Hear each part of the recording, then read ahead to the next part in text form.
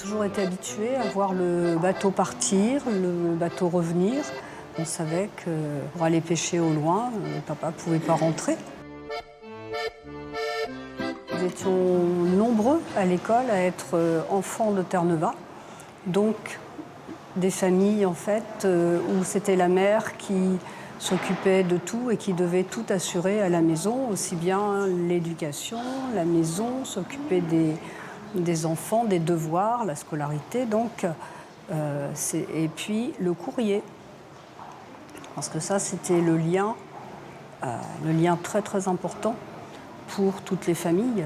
Les marins attendaient le courrier avec impatience. J'ai toujours gardé cette carte, en fait, qui m'avait adressée quand j'étais en internat. Elle est jamais loin de moi.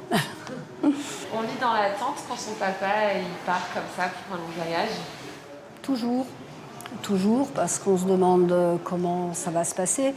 Surtout en grandissant, quand on est enfant, vraiment petit enfant, on ne se rend pas compte. Après, quand on est adolescent et un peu plus grand, effectivement, le retour, on l'attend, mais avec beaucoup plus d'anxiété, parce que les campagnes de pêche sont difficiles. Quand on voit le bateau rentrer complètement rouillé, abîmé par la glace, par le mauvais temps, c'est un souci qui s'installe quand même. Et c'est un souci le jour du départ, parce que on y pense automatiquement.